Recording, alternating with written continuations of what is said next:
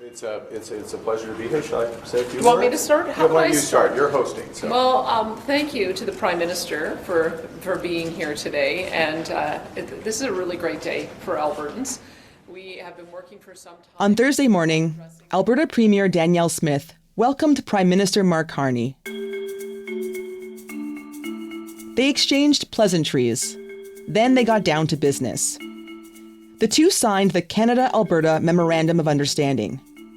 They say this memo is the first step to making Canada a, quote, global energy superpower. Now, Prime Minister Mark Carney and I may not always agree on everything, but we do share a few key beliefs. We both know that Canada can never reach its true potential as a global energy superpower without a strong and thriving Alberta energy sector at the center of that effort. Together, we will strengthen federal-provincial collaboration in the energy sector to unlock the full potential of Alberta's energy resources, to achieve net zero emissions by 2050, and in the process, create not just hundreds of thousands of jobs, but hundreds of thousands of well-paying careers.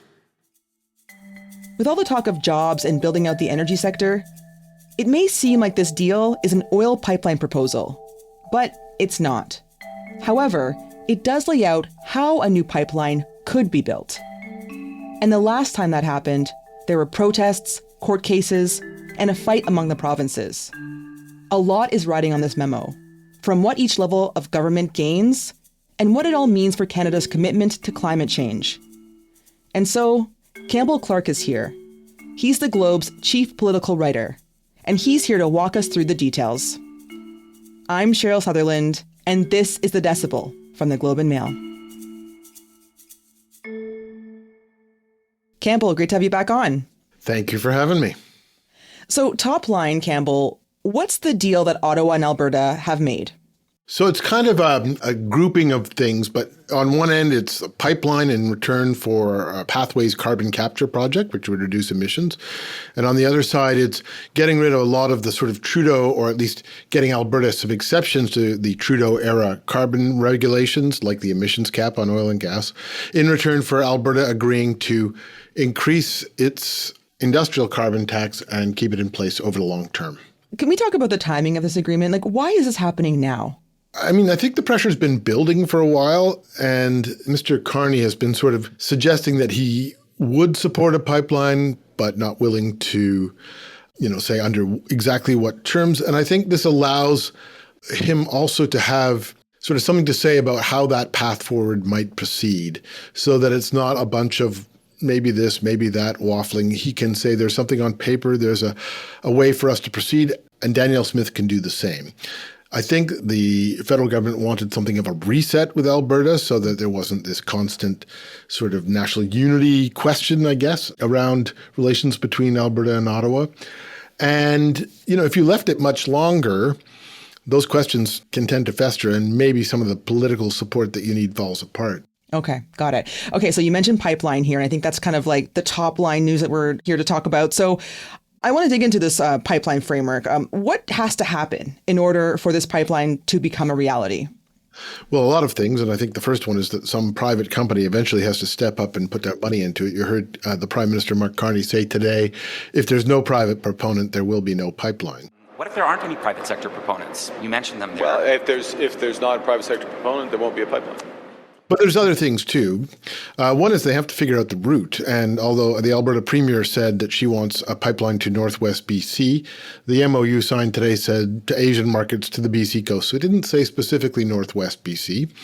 That could be quite relevant. It has to get the approval, or at least there has to be consultations with and accommodation of BC First Nations, because that's not just, a nice to have, that's actually a constitutional requirement.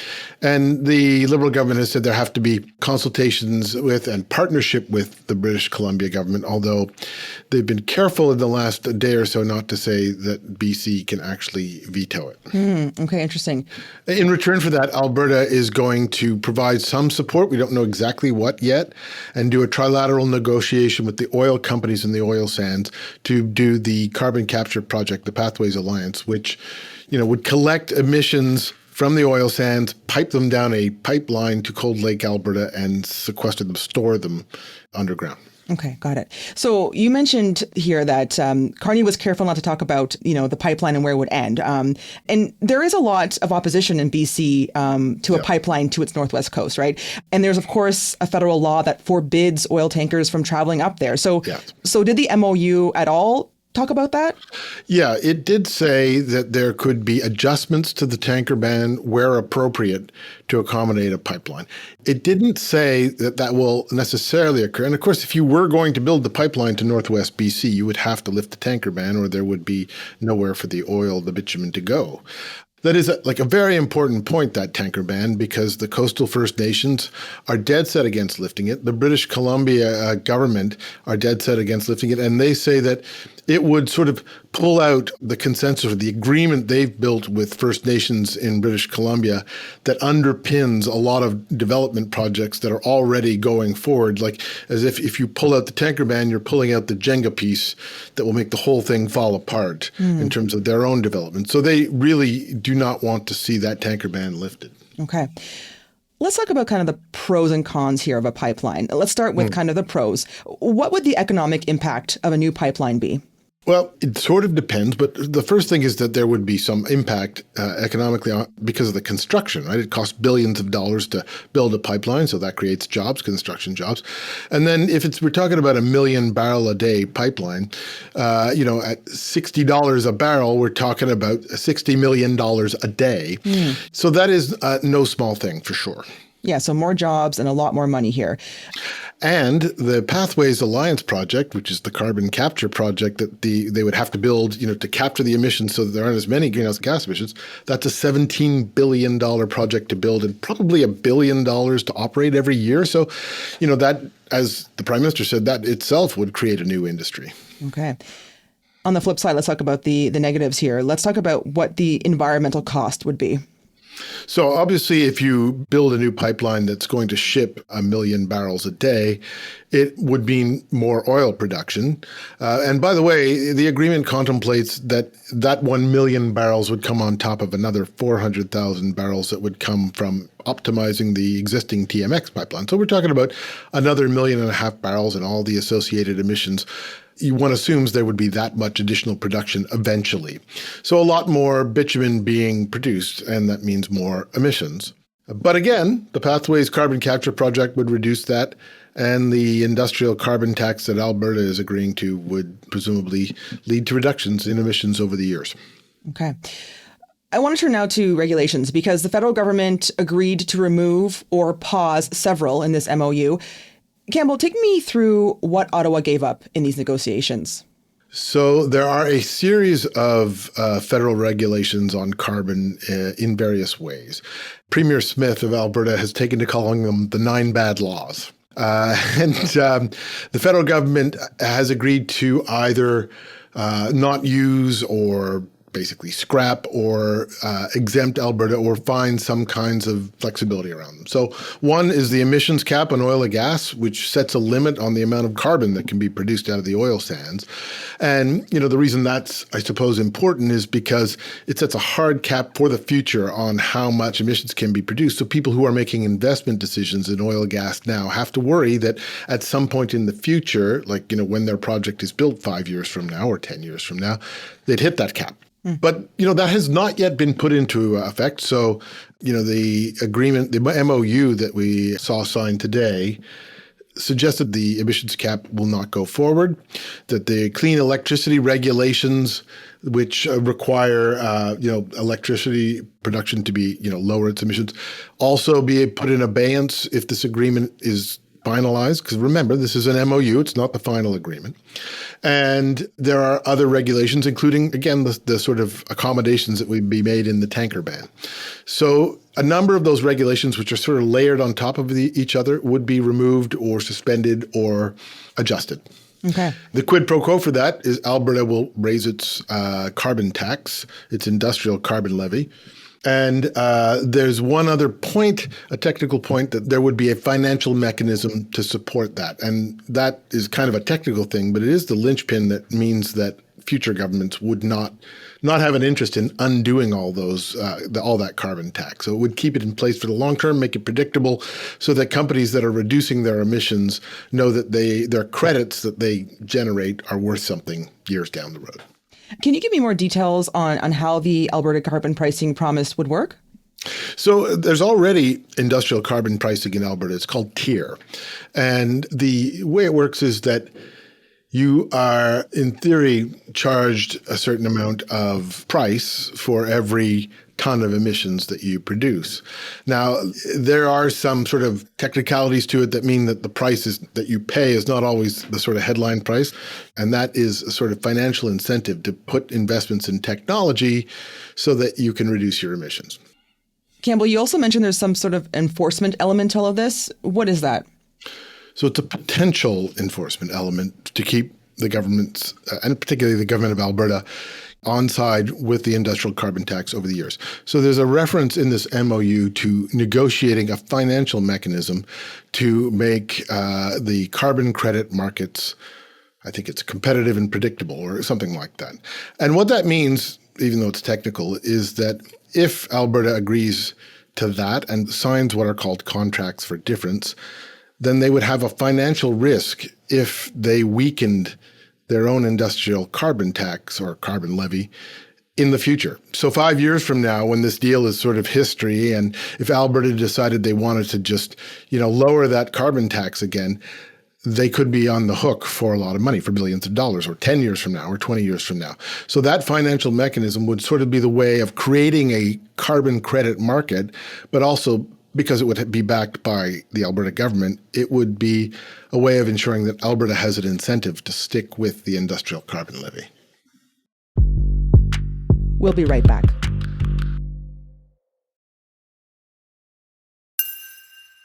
So both Carney and Smith keep saying that this memo is just a first step. So what details are missing? So all of them. In a sense, nothing has been finally negotiated, and there are many things that are in the agreement that are conditional. We will do this if you do that, and we will work on the details till later. So really nothing has been finalized here, right? There is more or less a negotiating agenda for the real agreements that are to follow. Some of which, though, are on pretty short timelines, by April or June next year. But they have taken big steps on the kinds of things they're willing to agree to. And, if they did follow through and agree to everything that sort of matched the big words in this MOU, it would be quite a big compromise for both sides. Mm-hmm. You mentioned earlier that BC doesn't have a veto, but is there anything that could derail this deal? Lots of things, yeah. So, BC doesn't have a veto, and we knew that constitutionally because there had been Supreme Court rulings on previous pipelines. But there is still a political issue about not having political support in BC. Both the objections of the government and, the MPs in the backbench, British Columbia MPs in the Liberal Party will be concerned about losing their seats. But more fundamentally than that, there is a duty to consult the First Nations that are affected by this. You can't use the notwithstanding clause. It's absolutely firm. So you must consult those First Nations meaningfully, early on, substantively, and you must accommodate their legitimate concerns. Now, what that exactly means is something that gets worked out in the courts more than in legislation. But, there is a requirement there that's not easy to just push your way through. It does, in a way, sound like a really big deal. This MOU sounds like a huge deal on paper, but how likely is all of this to happen? I don't know. So because in some ways there are 4 or 5 things that are interlinked here. And the pipeline is really kind of the hardest one to make happen in the end because of that, if the route is going to be Northwest BC and there's a tanker ban and so on. So some of those things are unclear, but the official proposal for the pipeline won't even be ready for 2 years. Some of the other elements of this are supposed to be negotiated sooner. For example, the Pathways Alliance, the carbon capture project, is supposed to be negotiated 3 ways between Ottawa, Alberta, and the oil companies by April 1st of next year, so less than 6 months. And there are other elements as well. There's an industrial carbon price agreement that has to be worked out. That $130 a ton, that would be the price of carbon. Well, how does that get phased in over how many years? All of those sorts of things haven't been agreed. And those details really matter. And, the other thing that matters a lot here as they work out those details is that the big problem that the agreement faces for both Mr. Carney and Ms. Smith is objections from their own constituency, from their own political parties, from their own political backers, right? Because it's a compromise where essentially the Liberals are doing things that Alberta Conservatives like, and Alberta Conservatives are doing things that federal Liberals like, and that's a pretty big political divide. Well, it's creating a lot of objections within each leader's own party, and that's the thing they're going to have to get through in order to make these deals, worthwhile and make the concessions that the other side wants. Today, we already saw that Mark Carney lost a cabinet minister, Steven Guilbeault. So that's a sign that, it's not going to be easy politically, for Mr. Carney anyway, to finalize that agreement. Yeah, on that point, Steven Guilbeault, who was the Minister of Canadian Identity and Culture and previously Environment Minister under Justin Trudeau. And he was the Quebec lieutenant in Mr. Carney's government, which in some ways is the more important position in his cabinet. So he resigned from cabinet, not from Parliament altogether, though. So this happened Thursday evening. And it's because he strongly opposes this MOU. Has Carney risked his political coalition for a deal with Danielle Smith? So, yes. In a sense, he has taken quite a gamble, but remember, it's not the final gamble, right? So the MOU contains conditions, it contains things to be negotiated, and I suppose he could, pull back on many of those things so that there is less of an impact on his political coalition. But there's still danger there for Mr. Carney. I mean, I think Mr. Guilbeault was probably one of the people that would have the hardest time accepting this, not just because of its contents and whether or not Mr. Guilbeault could accept that, but Mr. Guilbeault is kind of, he is, and I think people outside Quebec don't really understand this at all, he is very much a symbolic figure of climate change activism and has been for decades at Quebec, long before he was in politics. That was really his value to the Liberal Party, was that he gave them sort of activist cred in Quebec on dealing with climate change.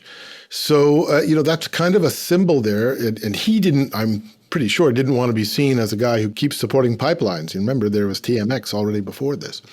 So, that's a symbol that could have an impact on those people who voted for the Liberals in the last election, but thought that they were going to be more active on climate change, didn't expect them to approve or back another oil pipeline.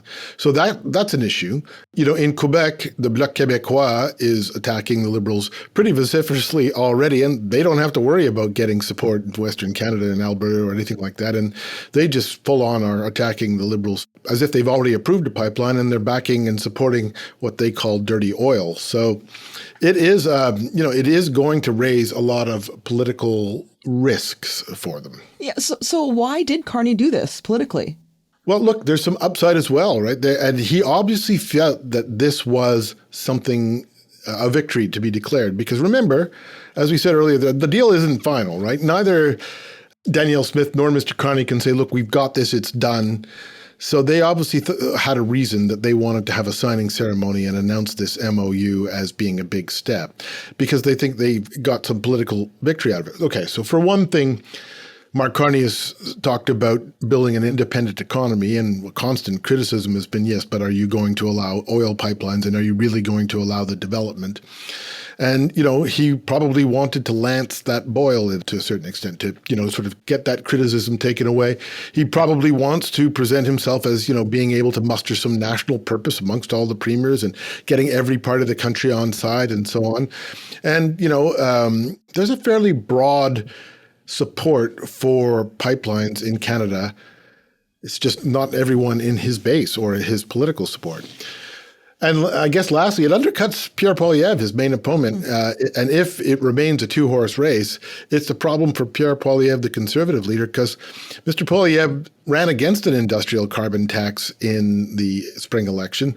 And now the Conservative Alberta Premier is basically endorsing the idea and saying, yes, I'll sign on to it. And while Pierre Poilievre was saying this MOU is meaningless and won't come to anything, Danielle Smith was smiling warmly at Mark Carney and saying it's a great day for Alberta, and this carbon tax could really make us more competitive in the future, and so can carbon capture. And that is not a good day for Pierre Poilievre. I don't think he's going to lose all the Alberta seats, but it does undercut some of his political positioning. Yeah, and this warm relations between Carney and Danielle Smith definitely does not play well for Pierre Poilievre. On Danielle Smith, let's look at the consequences for Alberta, because a lot of the separatist sentiment in Alberta has seemed to be, at least in part, because of Ottawa's regulations around oil. What impact will this have on that movement? So that's difficult to tell, again, because it's not finalized, right? So if you watched Danielle Smith's press conference today, she said... So I would say that good policy can and genuinely addressing the concerns of Albertans is always a pathway to have a good and solid relationship. And I think the Prime Minister understands that. Certainly, based on this agreement, it shows he does. And so I'm hopeful. She also said, I guess we'll see whether I'm right that we can make this deal or whether the skeptics are right. So she left open the possibility that this still might not all come together. But there could be an impact if this agreement goes through. I mean, I think that is one of the things that is on the mind of the Prime Minister and presumably Danielle Smith. The resentment of federal governments, especially Liberal federal governments, has often been symbolized by pipelines, even though, it's more about, do you have respect for us? Have you interfered with our economy? Do you allow us to govern our own affairs? And now, Danielle Smith, she can say, if this MOU holds together to a final agreement, that she's the premier who's going to manage to get a pipeline built, even when the federal Liberals are in power. Or if it falls apart, I suppose she can campaign against the Liberal government's betrayal. Interesting. Just to end here, Campbell, I know this agreement is bigger than just a pipeline. There's stuff in this document about energy connections between Alberta and other provinces, methane emissions reductions, as well as nuclear power and energy for AI data centers in Alberta. But ultimately, this memo is about prioritizing an oil pipeline. And there's so much to balance when it comes to this. There's the climate, there's the economy, energy demands, national unity. So, Campbell, I just want to know, do you think Carney got the balance right on these factors? So I think that if they carried through on this to agreement that is as big as the lines they suggested, it would be a massive and important compromise for stable energy and climate policy in Canada. I also think that the politics are going to make that very, very difficult. In particular, the tanker ban and the BC politics are a major problem, and that's the one part of the compromise they have not figured out. Unless they move that pipeline route, I don't think that's going anywhere. The pipeline is the thing that's going to be getting all the attention, or getting most of the attention, both in Alberta and across the country. But those other things in that agreement, that other bucket of things where regulations will be sort of suspended or changed in return for an industrial carbon tax or industrial carbon levy that will be committed to by Alberta over the long term, that could really have a big impact. Investors will know sort of what the playing field is like. Alberta will have been signing on to a climate change emissions reductions policy that will be in place for a long time. And that could be really important for both the economy and the environment over the long term in Canada. Campbell, thanks so much. Thank you. That was the Globe's chief political writer, Campbell Clark. That's it for today. I'm Cheryl Sutherland. Our producers are Madeline White, Michal Stein, and Ali Graham. David Crosby edits the show. Adrian Chung is our senior producer, and Angela Pacenza is our executive editor. Thanks so much for listening, and I'll talk to you soon.